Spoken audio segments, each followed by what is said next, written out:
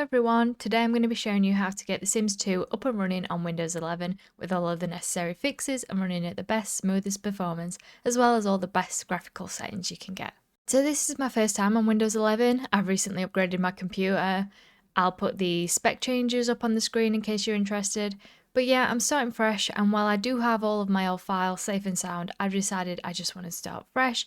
So I'm starting from scratch with The Sims 2, including my downloads folder and everything, so I hope to take you along with me on my journey of rebuilding that too. But for now, I've just installed the game and that's all I've done. So since I need to get my head back around getting it to the best it can be, I thought I'd take you along with me. With the sounds of it though, it is pretty similar to Windows 10, so I'm not too worried. I know there are some other videos about the same topic out there and plenty of helpful written resources, but I just thought I'd put my spin on it and share any unique tips and tricks I have along the way and combine my knowledge I've built up from multiple sources and what I find works best for me and the things I like to use. So since I already have the game installed, I'm not going to be showing you how to obtain and install the game, but I'll link to resources that cover that. I got the Ultimate Collection on Origin when it was available, which is now the EA app, and you can't get it on there anymore, unfortunately. But whether you have it on the EA app like me, or on discs, or by some other method, this video should be helpful. Before we really get stuck in though, there's just a couple of preliminary steps I'd like to mention, and that is, to start with, always make sure your graphics driver is up to date. So if you have an NVIDIA card and the GeForce Experience, that's really easy. You can just open it to drivers and check for updates, and then you should get a pop-up telling you already have the latest driver. If you don't have an NVIDIA card or you don't have the GeForce Experience, just do a Google of the name of your graphics card and graphics driver, and whatever comes up should be the right thing to download and install. So this little section will just apply to those of us using the EA app, but the rest of this video will apply to everyone. But just in case you also have the EA app, I just want to point out a couple of settings that you might be interested in that might help improve your Sims 2 experience. So if you go to settings, to start with, I would turn off the app automatically starting on startup. You really don't need it opening all the time on launch. By the time we're done setting up Sims 2, the way I do it, we won't even be using the EA app to launch it anymore. So we certainly don't need it in our face every time we turn our computer on. And I'd also disable this background services as well, because you just don't need it running when it's not necessary. If it's not something that you use much, like me, I would turn off the in-game overlay as well. It can cause some problems, so it's just not worth risking it if it's not something you use much. I never used it before, so I just keep it off, and then that avoids any potential problems that can cause. If you go to the download, you can actually change where your games get downloaded to. And for The Sims 2, I would recommend installing it on a drive that has plenty of space. And for me, that is my big 4TB M.2 SSD instead of my Windows drive. I'd also recommend, if possible, especially if you're going to be using a lot of CC, is to ideally have your game and your documents on the same drive. So you might not know this, but you can actually change the location of where these files, like your documents, music, pictures, videos, all that are. They don't have to stay on your Windows drive. So if you go to properties and location, you can put whatever path you want in there. So I always move my documents and things like that to my bigger drive and install a lot of my games there as well. And that just should help your game communicate with your documents a little bit better, faster, and potentially speed up those load times, especially on an SSD. I would also turn off updating games automatically. I mean, it's unlikely that Sims 2 is going to get an update, but if it did, you can trust that EA would break it. So you definitely don't want games to just be updating without your say-so, and this can help for Sims 4 players as well. Obviously, every time the game updates, it breaks all your mods, and you might not be ready to straight away. So you can just, choose when you actually install those updates instead of them just happening whenever, and just disabling the background downloads as well. But I think that's all for that. So what I'm going to do now is try launching the game. I am not expecting much at all to happen, but at least then we can get a good idea of before and after, seeing what state it's in. Does it even load? Is it just graphical settings? And go from there. I don't even have a folder in my documents generated yet, so hopefully at least launching the game might generate one. No worries if not at this stage though, really. So let's give it a launch and see what happens.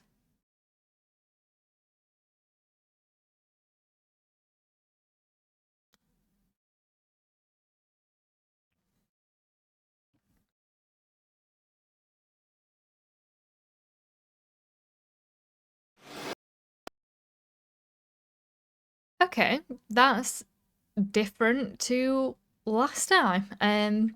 It sort of started but then just crashed the desktop. Sometimes you might get a error pop-up and that's even blank and doesn't even say anything, but at least I know now that that's the state I'm in, so the rest of this video is gonna show you how to fix that. So the first step is to download Graphics Rules Maker. I'll put the link in the description, or if you just type in Sims Graphics Rules Maker, it'll be the first thing that comes up. But this is a program we're going to use to make the game know our graphics card and be able to increase the resolution and some better, stable and higher quality graphics settings as well. So just download here and then run it once it downloads. Now, you can download it to its default or wherever, but I personally have a folder for my Sims 2 programs, so I'm going to install it there. There can be quite a few different tools and programs specifically for The Sims 2, so let's just keep them all in one place. And you can also choose which games it supports. I own all of the games, so I'm going to keep them all selected, but you might want to just select Sims 2. Obviously, just make sure you do at least select Sims 2 and install it. And when it's finished, I'm not going to run it because I want to make sure we're running it as administrator. So I can get rid of the installer now and then find where I've just installed it to. Oh, it looks like the launch did create me a folder in my documents. Not much got generated in it yet, but at least one is there. But here's where I installed Graphics Maker, and I'm just going to launch the exe, but as administrator. So when it first launches, it's actually defaulted to SimCity 4, so don't panic if yours did the same and you can just see like a red warning. I don't have SimCity 4 installed right now. You just need to change it to The Sims 2 and hopefully it should find where your game is installed. If not, you can try pressing locate the game, see if it can work it out that way. If not, just browse and then direct it to the folder where your game's exe is so that it knows. But I think there's a very good chance it will know. And now I'm going to click the auto detect so we can use the app's recommended settings as a base. And it'll tell you that it will attempt to automatically detect the best settings for your system. Not guaranteed, but it's a very good base, so just press OK to continue. And then it will set the settings that it thinks is best. What is baffling me at the moment though is that the maximum resolution is 1080 when I'm actually on a 1440p monitor. So I'm really not sure why I can't set my maximum to higher than 1080. I might have to look at doing that manually. But to be honest, I'm probably more likely to play in 1080p anyway, otherwise the UI is a bit annoyingly small.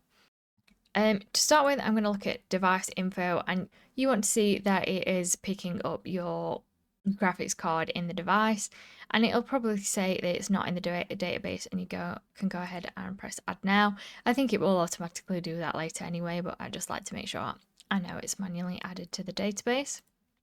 And then back to the settings. This force texture memory should be set to your graphics cards available memory, and I'm pretty sure that's right for me, but it's always worth checking, and the best way I know how to check that is to go to your search and type in DX diag, and run that. And then that will bring up some information about your computer. But if you look at your display, I have two because I've got two monitors. Both should say the same, but my display one, it shows this display memory and VRAM is 12,026, and that is what it did manage to set it to. But if it didn't, I'm pretty sure that's the number you're going to want to set it to. So just check that it got it right, otherwise set it to whatever matches that. We also want to disable sim shadows. We'll be using a much better fix to improve the shadows rather than having to disable them entirely, so don't have that checked. But these two, at least for NVIDIA cards, should definitely be checked. And that's all for now, so you can just go to save files and it'll tell you the files have been saved. If you didn't do that step with the graphics card into the database, I think it will prompt you to at this point, but I already did that, so it's just letting you know that it has saved. While I'm here though, I'm going to apply the same settings to the Sims 2 Body Shop. So I'm just going to switch to the Sims 2 Body Shop and again press Auto Detect. And again add my card to the database and double check that the setting is right. That's right, it's the same as it was before. And I'm pretty sure that these are the right options to have checked in this case. So I'm just going to save the files for this as well. The next thing we're going to do is download and install the RPC Launcher by Lazy Duchess, and this is just a wonderful tool. It does so much. It bypasses the need for launching it through the EA app. It automatically applies the 4GB patch, which is why that's not going to be its own step in this tutorial because this does it for you. It can automatically delete your cache files each time, which is what are known to just break the game. You might find the game's working fine for a bit and then all of a sudden it won't load or something. It's usually because there's some cache files that need emptying out. A lot of people make a habit of manually deleting those each time, but this just takes care of that for you if you want. And it also has some really great advanced graphics settings, so your game can look much nicer with this too. However, I'm not going to jump straight into installing it. I am going to take a precautionary step of actually whitelisting my Sims 2 installation in my Windows Defender. This might not be necessary, so you can skip over it if you want to be extra safe and just, if you were having problems, do it at that point. But I don't want to take any chances, and I don't want my game not functioning correctly to be due to Windows Defender. If you're using any other antivirus, for one thing, I just recommend you don't. Windows Defender can handle it all, and it's a lot of the time a lot less intrusive actually than third-party antiviruses. But you're probably going to want to whitelist RPC or just Sims 2 in general with your antivirus software.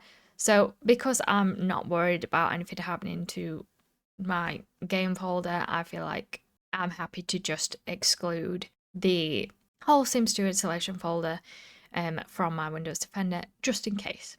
This might be helpful if you do later on find problems and then want to do it, or if you're like me and would just rather not take the chance. The RPC is an extremely safe programmer, a very, very trusted modder in the community, like completely trusted. They've made some amazing things, so they're definitely not going to give you a virus. It's been reported that this program can be wrongly flagged, and it is wrongly. So this is actually my second attempt of recording this video. Last time I got to this point and my Windows security wouldn't open, and that made me realize that my Windows installation hadn't gone properly when I first set my new computer up.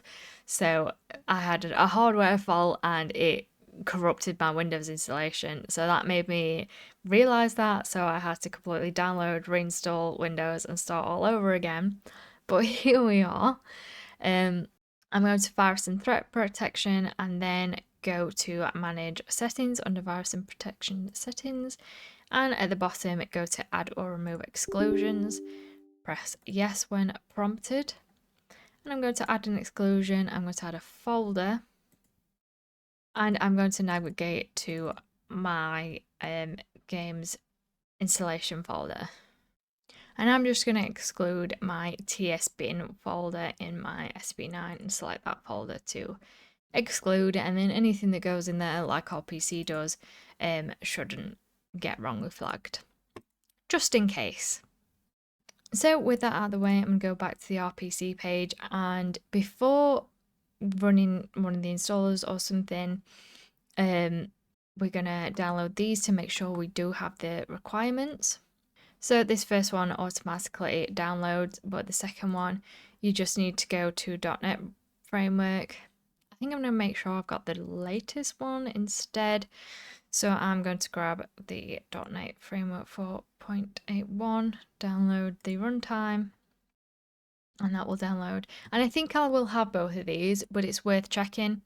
They are requirements after all, but these will tell you that you do have them. So if I press install and yes when prompted, it looks like that did install something and the setup was successful.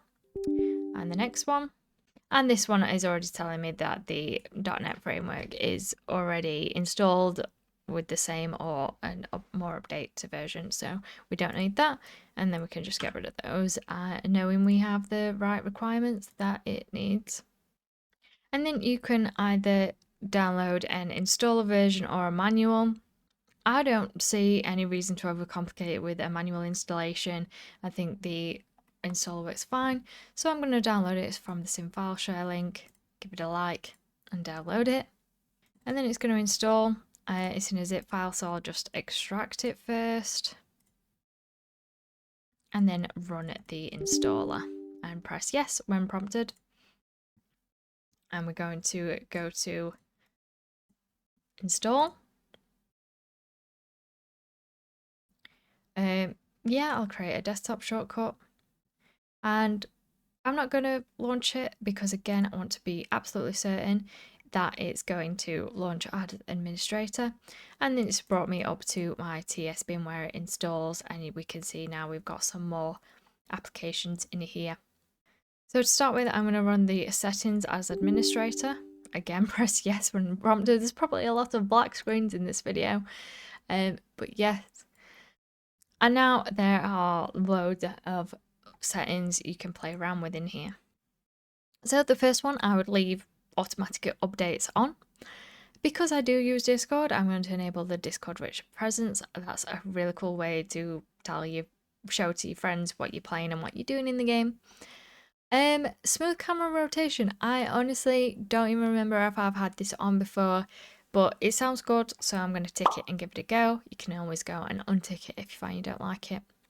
I'm also going to enable this unrestrict zodiac sign, and that is a feature where in CAS, when you're making a sim, you can choose the star sign and personality points separately, so that dragging personality points won't automatically change the zodiac sign, so you can have a bit more freedom there if you like. To be honest, I don't really care that much about zodiac signs. I don't really do anything in my game once I've finished modding it, but either way, I think that makes more sense. Here is where you can actually remove or change the cost of redesigning items. So once you've placed an item and then you want to recolor it, by default that costs 15 simoleons. Some people don't like that, so you can turn it to 0 to turn it off, or adjust it to what you think makes sense. I'm going to leave it to 15. I think in my head, you know, you've bought something but you want to give it a new lick of paint, or you bought a new set of bedding or something like that, it's going to cost a bit of money, so I'll leave it on. I don't have a problem. Windowed mode, I would definitely recommend playing in borderless. Full screen can have some problem, and windowed, well, if you're like me and you're playing in 1080 but on a 1440p monitor, then you'll just have this small little window in the middle of the screen, which you don't want. So that will still make it full screen, but without any potential problems. Screenshots I'm going to enable. I personally use this as my preferred way to take in-game high quality screenshots. It has its own screenshot system, so I'm going to enable that, and it will then make a folder in your documents where you can take screenshots with it. If you press print screen, and I think there's a file where you can save the hotkey as well. In advance, you definitely want the applying 4 gig patch as long as you do have 8 gig of RAM or more, and I would highly recommend checking automatically clean cache because, as I said, that can really help prevent some startup errors, and it's just one thing less to think about. So I'd let it handle that for you. I'm going to save those and then go to the graphics tab. Now, here's where you can do some cool graphics settings. You can change the lot imposters. Now, on my previous computer, I left this alone. And if you don't have a really good computer, and I mean really good, and or you're planning on, heavily modding and using a lot of CC in your game, I wouldn't recommend this because it can be a real big culprit of the pink soup graphical problem. But because I am hoping I have a really good machine now and I'm going to be more careful with building my downloads for this time, I'm going to be optimistic and go for optimize. I wouldn't recommend anyone tries high. It's not worth it. If you don't have the best performance, leave it as classic. But if you want to try and push it and have some prettier looking lot imposters that really just makes the game look nicer as a whole, you can have a go at optimize. Bear in mind though, this doesn't apply automatically. So if I load Pleasant View now, all of the lot imposters would still be that classic low resolution. You actually have to go into each lot, move an object, you can put it right back into exactly where it was, move something, put it back if you want, save it to update each lot. Otherwise, the lot imposter won't change. So it can be a bit of a chore, and it can be the same for the other way around. So if you do try optimize and then find it's giving you a case of the pink and you've updated all your lots and then want to change it back to classic, you would have to do it all the same. So lot imposters don't update on their own. You have to go into each lot to make them update. I hope that makes sense. But yeah, I'm gonna cross my fingers and pray that my new machine will handle it just fine, and I'm gonna go with optimize. Sim and object shadows you can also change. I think I'm going to go for high here. Obviously this is a classic and they can look really rubbish, so I am going to go for high. I suggest you do go for medium or high depending on your system. And you can also optionally enable ocean reflections on lot view, which I think can look really nice, so I'm going to do that as well. And for this last tab, you shouldn't need that. This is if for whatever reason you want to play with certain packs disabled, you can do that. Otherwise, I would suggest leaving that alone. All the packs are brilliant, so no need to go disabling them. Maybe you want to, you've made a mod and you want to check if it can work on the super collection or something. But yeah, generally, I don't think most of you will ever need to touch that tab. But yeah, have a read through at the general and graphics settings and set the right ones for you. So I'm going to make sure they're saved again. But I'm not going to launch just yet. There's still some other things I'd like to do. Before we move on though, I just want to draw your attention to this mods folder the RPC creates in your TS bin. The RPC also has another very cool feature of having specific mods that can work with it. And this randomizer one is essentially the firstborn syndrome fix, so you don't have to do anything manually to ensure you don't get that problem. It will take care of it automatically for you. And Lazy Duchess has made some other mods that are specifically go in here, such as separate top and bottoms for all outfit categories and things like that. So yeah, have a look at what's available for those, and that's what goes in here, which are different to the kinds of mods that go in your downloads folder.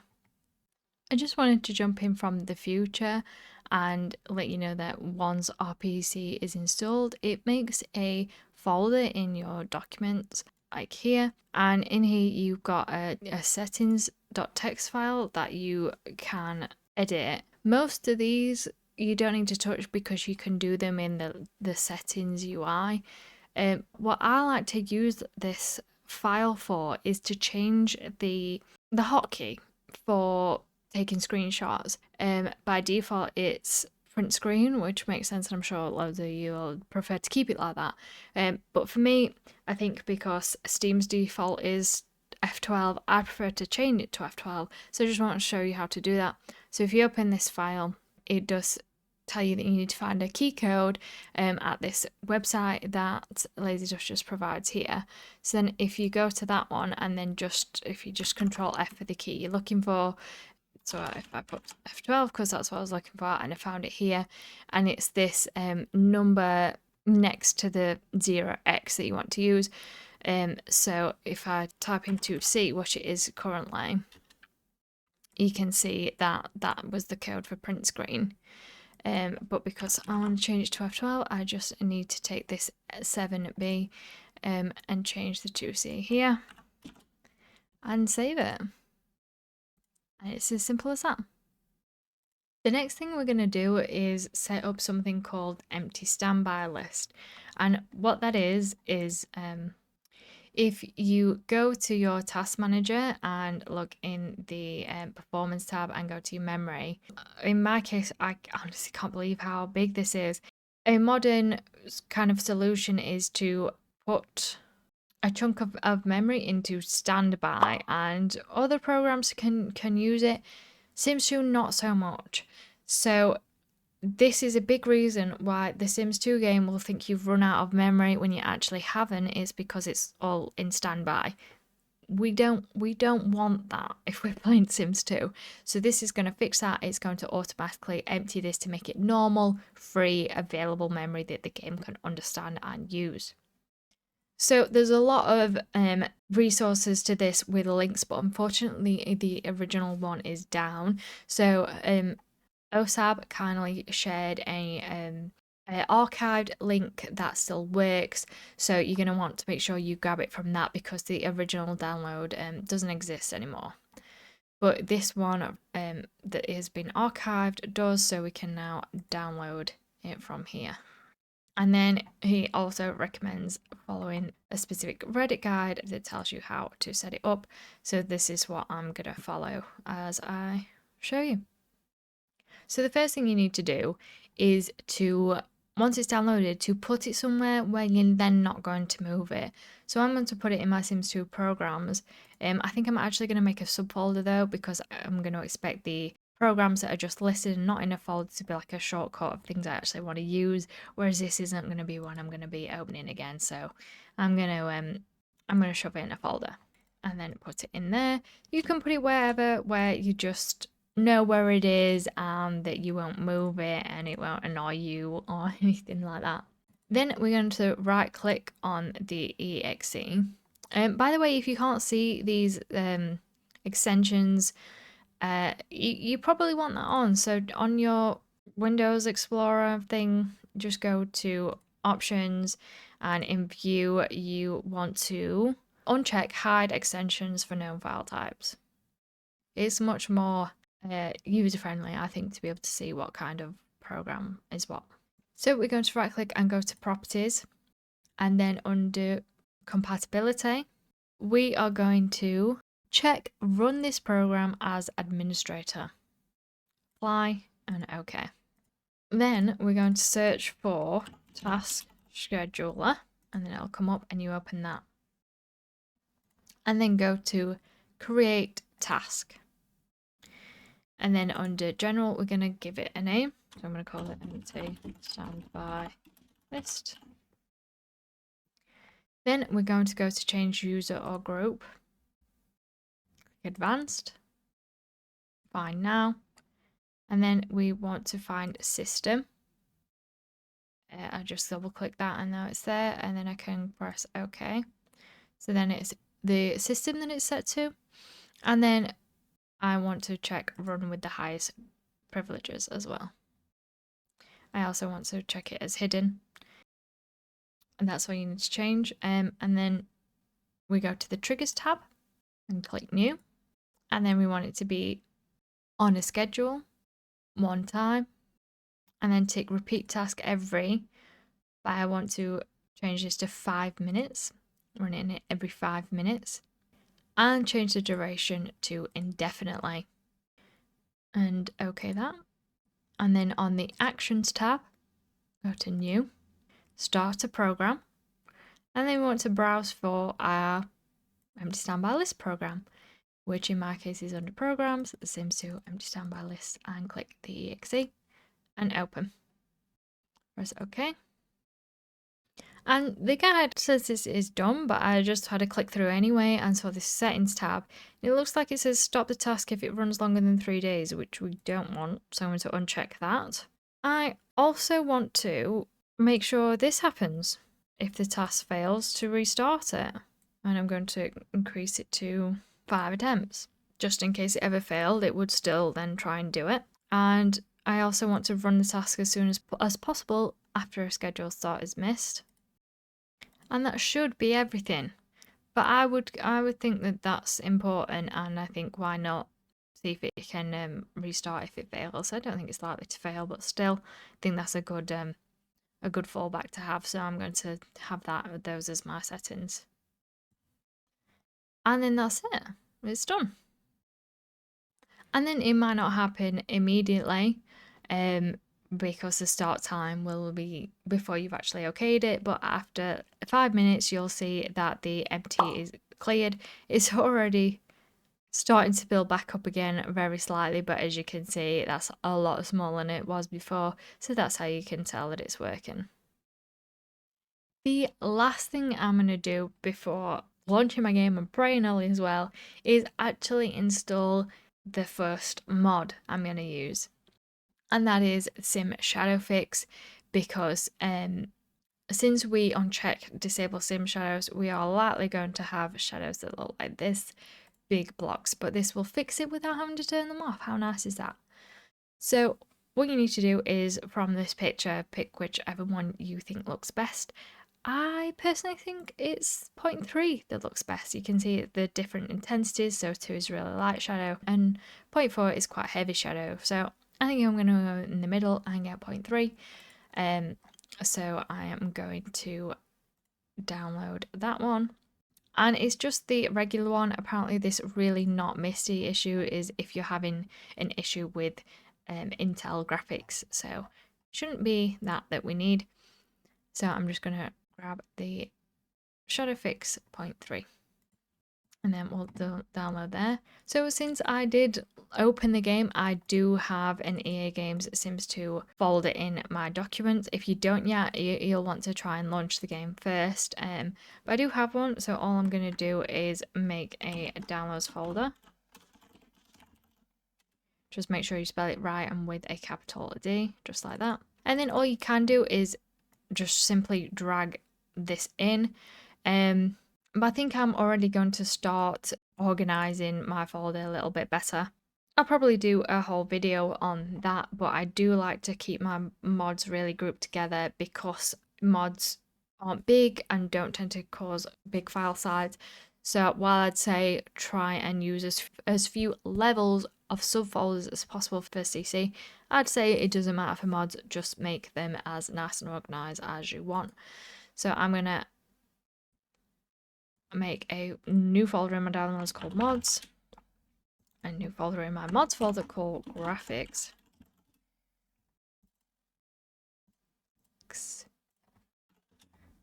and that's where I'm going to put this mod.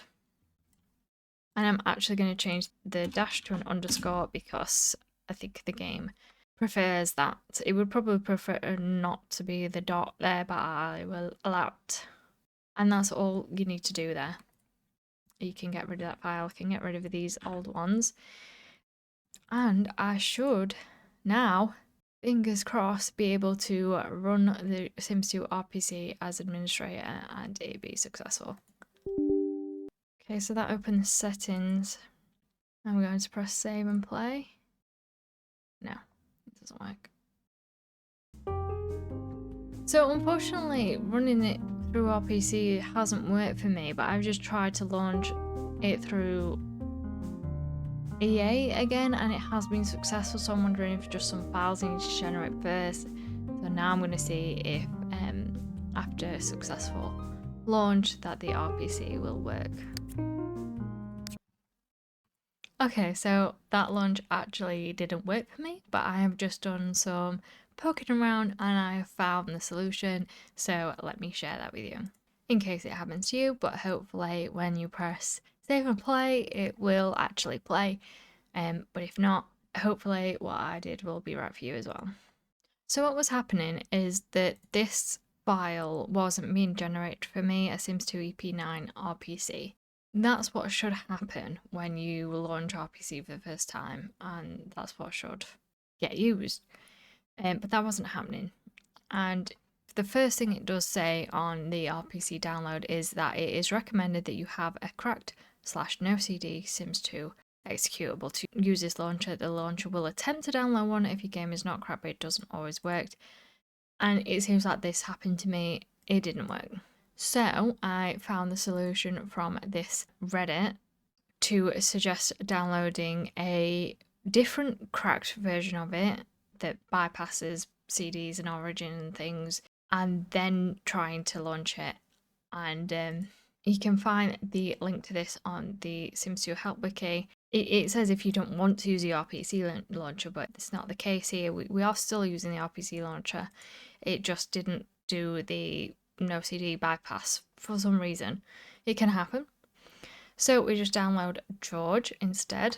Go to that link and then you can download it there. I downloaded it here, and then in the raw file it downloads is just simply a Sims 2 EP9 exe. So what I did was I renamed my original with a back. So I've still got that backup of the original one that it created, and then I dragged this into my TS bin folder to replace it. And then when I ran RPC save and play, it worked. It managed to generate this file and launch it successfully. So yeah, if that happened to you, try downloading this George version of the exe first and then try running it. Another thing I want to show you is on my launcher settings, I actually add this -show into the target, which keeps the console it displays on screen at all times. It doesn't go away. This just helps me know that it's running properly, and also if you take screenshots and things, it keeps a log of that. So I just think it's a useful thing to have available. So that's why I keep this shortcut around and add this target, and then I can launch it from that. I'll probably pin it to my taskbar and empty all this stuff off my desktop. But anyway, let me run a Sims 2 RPC now. And as you can see, this console will stay here for me. This is where it tells you how you can do that.